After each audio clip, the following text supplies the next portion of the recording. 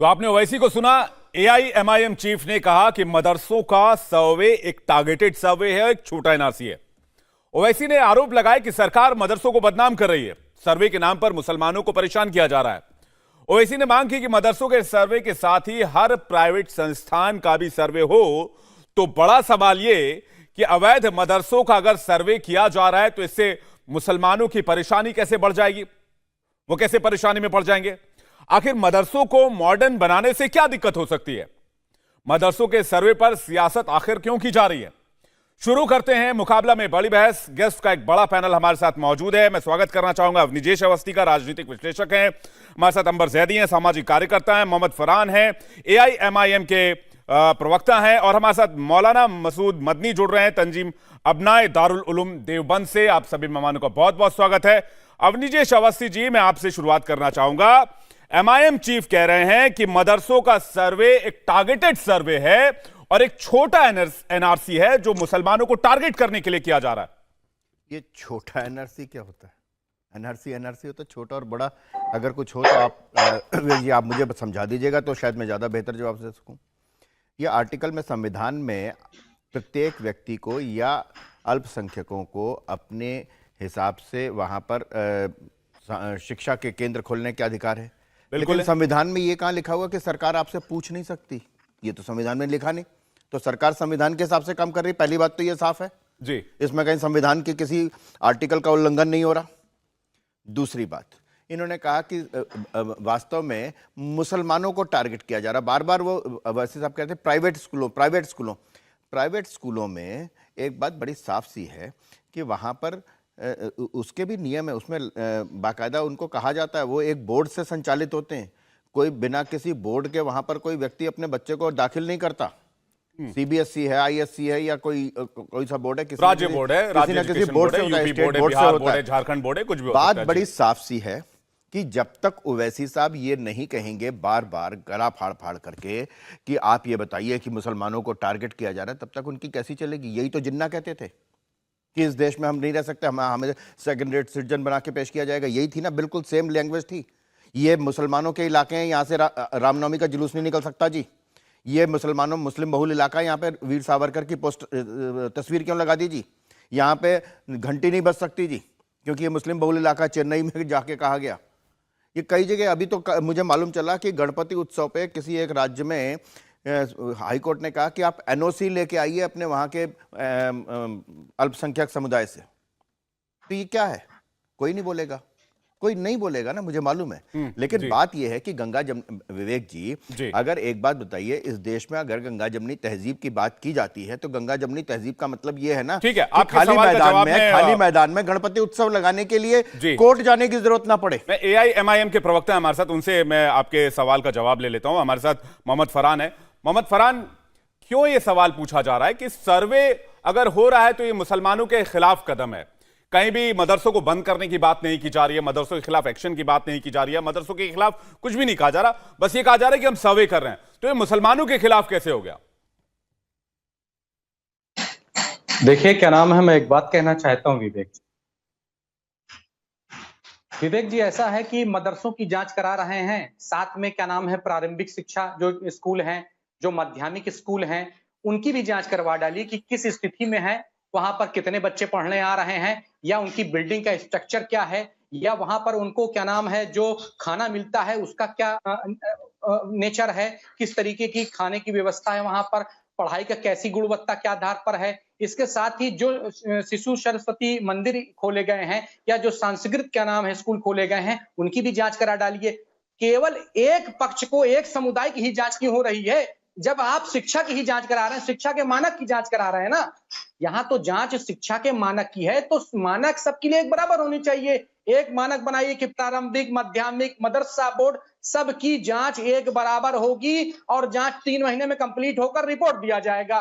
कोई दिक्कत नहीं है, करा लीजिए। ठीक है, तब आपको कोई दिक्कत नहीं। वैसे सरकारी स्कूलों की जांच होती है, सरकारी स्कूलों की जांच होती है, प्राइवेट स्कूलों में भी फ्लाइंग स्क्वाड जाते हैं, डीएम जाते हैं, इंस्पेक्शन करते हैं।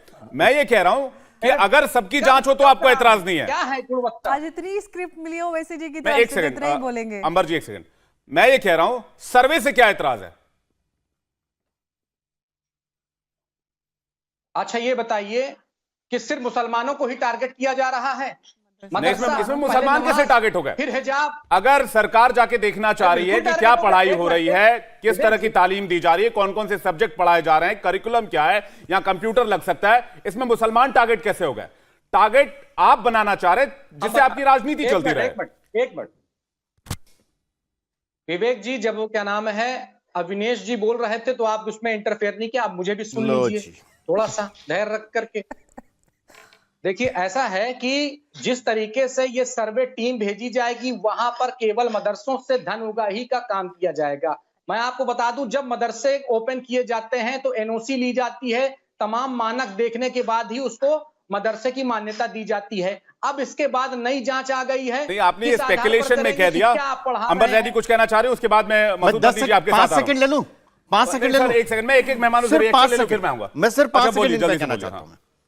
मैं 5 सेकंड में बात कर दूं अपनी। हाँ, बोलिए। मैं सिर्फ एक बात कहना चाहता हूं विवेक हाँ। जी कि ये कहते हैं सब पर होना चाहिए। मैं कहता हूं सब पर होना चाहिए। जब मनमोहन सिंह ने कहा था इस देश के प्राकृतिक समूचे संसाधनों पर सिर्फ अल्पसंख्यकों को पहला हक है, तो कौन आके कहा था कि भाई इसका क्या मतलब है, सबका हक होना चाहिए? बोले थे ठीक है। ओवैसी साहब।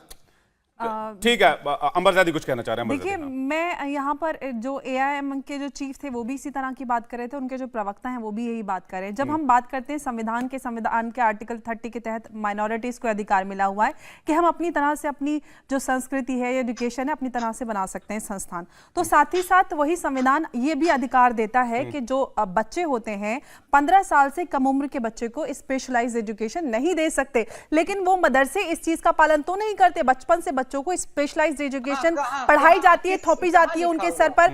आप बोल रहे थे ना, मैं नहीं बोल रही थी, तो आप खामोश होकर सुन लीजिए। और दूसरी बात जो आप कर रहे हैं, जो स्कूल जो भी होते हैं वो जो रेगुलेटरी बोर्ड के अंतर्गत चलते हैं, उनका समय समय पर किस तरह से संचालन होता है ये जांच होती रहती है। आपको शायद ये बात पता नहीं है, तो इस तरह की बातों को करके आप मंकी बैलेंसिंग नहीं कर सकते।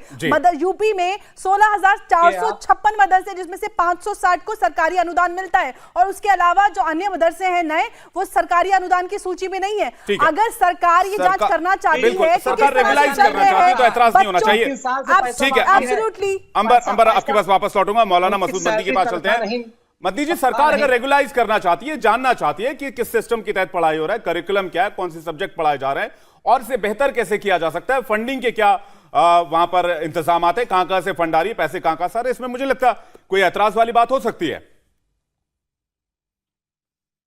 नहीं, मेरा इसमें यह कहना है कि खास तौर से मदरसे की बात हो रही है जांच के विषय में, तो और भी बहुत सारे स्कूल आते हैं, शिक्षा की जगह आती हैं, तो इसमें सरकार को भी घेरना चाहिए। कम से कम सरकार ने जो वादे किए थे पब्लिक से कि 15 लाख हर खाते में आएंगे, वो नहीं आए।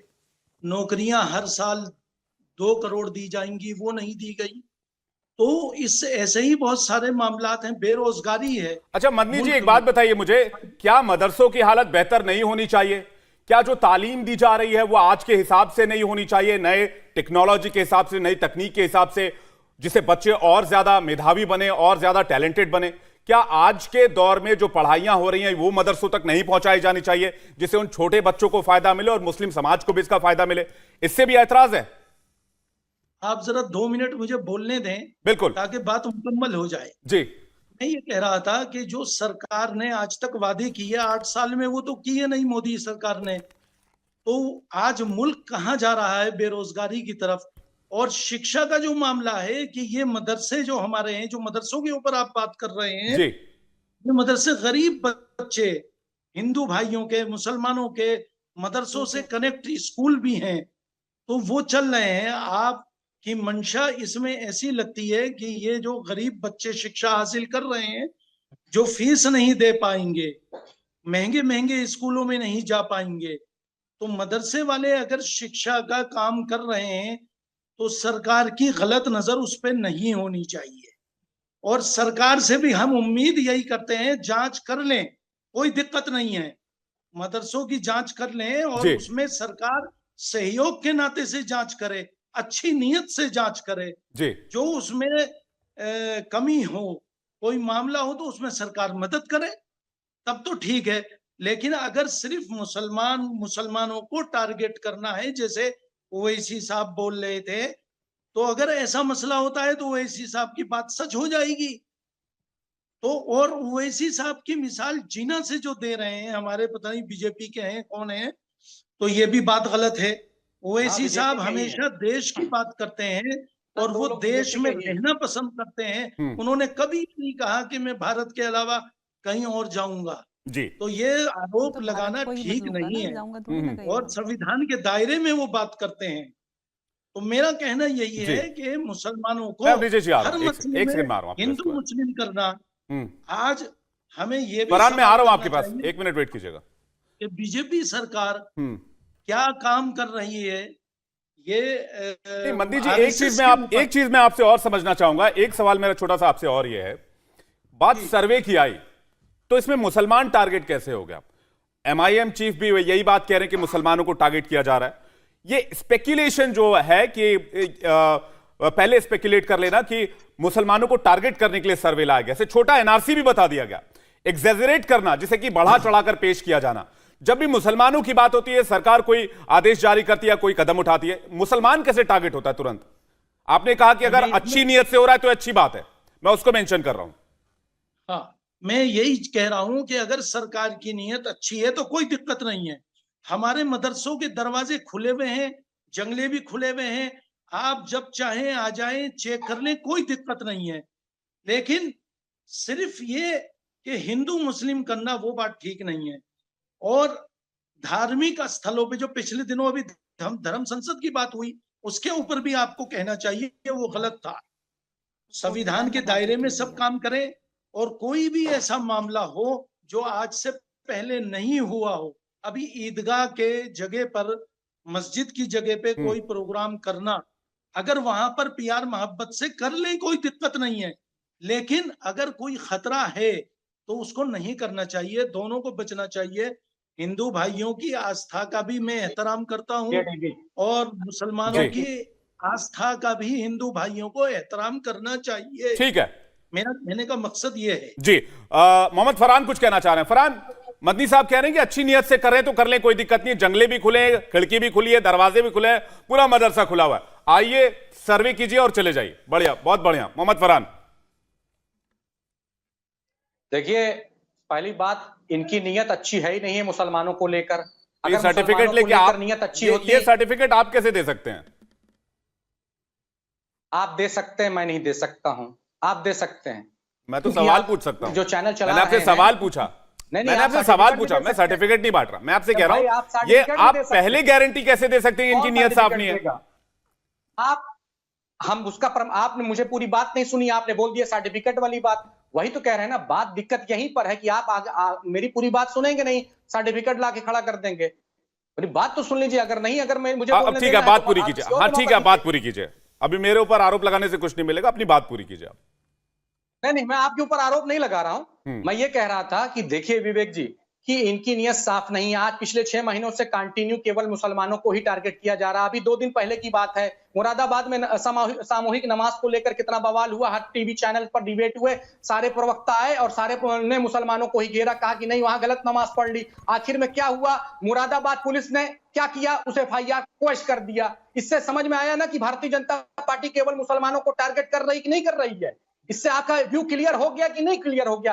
मगर इस बात को किसी टीवी चैनल ने नहीं चलाया कि मुरादाबाद में जो नमाज पढ़ी गई थी उसमें जो 26 लोगों के खिलाफ मुकदमा हुए थे, वो भारतीय जनता पार्टी के साजिश के तहत मुकदमे करवाए थे, जिसको क्या नाम है, आखिर में ओवैसी साहब के सवाल उठाने पर उस मुकदमे को कैंसिल किया गया। इसको आप किसी टीवी चैनल ने नहीं चलाया। डिबेट सब पर हुई, किसी चैनल नहीं चलाया। पहली बात। उसके बाद अब ईदगाह का मुद्दा, फिर कभी क्या नाम है हिजाब का मुद्दा, फिर क्या नाम है मस्जिद का मुद्दा, कि क्या नाम यहाँ की मस्जिद पर ये, वहां की मस्जिद पर ये, फिर उसके बाद तेजो महल, ताजमहल। तो ये क्या टारगेट है? मुसलमान इस देश में टारगेट बन चुका है, इसमें कोई बड़ी की बात नहीं है। आप जांच नहीं कर रहे हैं, आप मुसलमानों का उत्पीड़न करने के लिए मदरसों की जांच कर रहे हैं ताकि मुसलमानों का उत्पीड़न हो। मोहम्मद फरहान जी, अपने गुस्से पे थोड़ा काबू रखिए। शिवलिंग को भी फव्वारा, फाउंटेन और पता नहीं बहुत सारी चीजें बता देते हैं लोग। मैं उस पर जाना नहीं चाहता अभी। अवनीजेश जी जवाब देना चाह रहे हैं, लेकिन मेरा और पैगंबर मोहम्मद पर मेरी जो मेरी अभद्र मैं टिप्पणियां एक की गई, सेकंड, उस पर आपने कुछ कहेंगे? मोहम्मद फरहान, उस टॉपिक पे डिबेट है ही नहीं। मोहम्मद पर जो अभद्र टिप्पणियां मोहम्मद की फरहान, गई, उस टॉपिक पे डिबेट है ही नहीं। मैं तो ये पूछना चाह रहा हूं, अगर मुसलमानों के बच्चों की तालीम को बेहतर करने की बात हो रही है, कलाकारी इस बात में है कि जैसे आप टॉपिक को डाइवर्ट करते हैं, मैं आपकी दाद देना चाहता हूं। अवनीजेश जी कुछ कहना चाह रहे हैं। पहले विवेक जी, चूंकि मेरा नाम लिया गया था जी, शायद नाम नहीं जानते थे, लेकिन मुझे कोट किया गया था। पहली बात तो मदनी साहब, मैं आपको बता दूं कि मैं बीजेपी का प्रवक्ता नहीं हूं, ये बात आप मन से साफ कर लीजिए, एक बात। दूसरी बात बड़ी साफ सी है कि मैंने इसलिए कहा कि मिस्टर जिन्ना कांग्रेस के मेंबर थे, उन्होंने ही कहा था, तब तक उन्होंने ये नहीं कहा था अलग देश, वंदे मातरम नहीं गाएंगे। उन्होंने कभी गांधी को महात्मा गांधी नहीं कहा, उन्होंने कहा कि हमारे धर्म के खिलाफ है, मैं मिस्टर गांधी कहूंगा। एक बात नहीं, मुस्लिम बहुसंख्यक जिलों में उनको उनके लिए रिजर्व कर दिए जाएं, ये उन्होंने कहा था। मैं इसलिए कह रहा हूं कि मुस्लिम बहुल इलाकों में अगर आज ये कहा जाता है, क्या कहा जाता है कि यहां से रामनवमी का जुलूस नहीं निकलेगा साहब, संवेदनशील इलाका है। इस भारतवर्ष में गंगा जमनी तहजीब कहे जाने वाले में ये संवेदनशील इलाके कहां से आ गए, जहां से एक धर्म का व्यक्ति टॉपिक मैं इसलिए कह रहा हूं, ये टॉपिक यही है, बहुत बड़ा टॉपिक, हम इतना नहीं कवर कर टॉपिक यही है, मदरसों की बात कर रहा हूं, जो आदेश यूपी सरकार का। मैं विवेक जी, मैं एग्जैक्टली यही कह रहा हूं कि जब ये बात आ जाएगी दिमाग में कि मुस्लिम्स को टारगेट किया जा रहा है, हम कुछ अलग हैं, तो तब ये कहा जाएगा कि ये मदरसों का सर्वे क्यों किया जा रहा है। बात ये है, बात ये बड़ी साफ सी है, इसमें कोई दो राय नहीं है कि मदरसों में भी इस देश के चाहे किसी भी संप्रदाय के हों, उन बच्चों को भी बेहतरीन शिक्षा लेने का हक है, बिल्कुल। और अगर उनको और बेहतरीन शिक्षा दी जा सकती है, उनके लिए और खेल के मैदान बनाए जा सकते हैं, वहां पर लाइब्रेरी बनाई जा सकती है वहां पर, तो क्यों ना उनको, क्यों ना हो, वो गरीब बच्चे हैं ना, तो इसलिए वो सिर्फ मदरसे में पढ़ेंगे, और मदरसे में पढ़ेंगे तो वो टीचर बन नहीं पाएंगे। एक सेकंड फरहान भाई, एक सेकंड, मैं आऊंगा आपके पास, मैं एक सेकंड आऊंगा। नहीं, मदनी जी काफी देर से वेट कर रहा हूं, मैं सब सारे मेहमानों को मौका दीजिए, लोकतंत्र का पालन टीवी डिबेट में, पैनल में भी करना चाहिए। मैं अंबर में आ रहा हूं, एक सेकंड, एक मदनी जी से सवाल ले लूं। मदनी जी की तारीफ करूंगा, उन्होंने जिस तरह से कहा कि अगर साफ नियत से सर्वे हो रहा है तो होने देना चाहिए, लेकिन सवाल यह है कि जब MIM चीफ ओवैसी ऐसा कहते हैं कि मुसलमानों को टारगेट करने के लिए इस तरह का फैसला किया जा रहा है, क्या मदनी साहब इससे मुसलमानों के मन में दुर्भावना नहीं आएगी? क्या उनके दिमाग में, दिलो दिमाग में ये नहीं आएगा कि ये मुझे परेशान करने के लिए किया जा रहा है क्योंकि MIM चीफ ऐसा बोल रहे हैं? तो ये मुसलमानों को भड़काने वाला बयान हुआ कि नहीं हुआ? नहीं, मैं तो इसमें ये एक बात छूट गई थी, एक बात और मैं कहूंगा जी। अभी आप मुसलमानों की बात जो चल रही है, ओवैसी साहब जो कह रहे हैं, इसमें हमें थोड़ा सा शक इस पे इस वजह से होता है कि बिल्किस बानो को इंसाफ इस देश में नहीं मिला। ये दो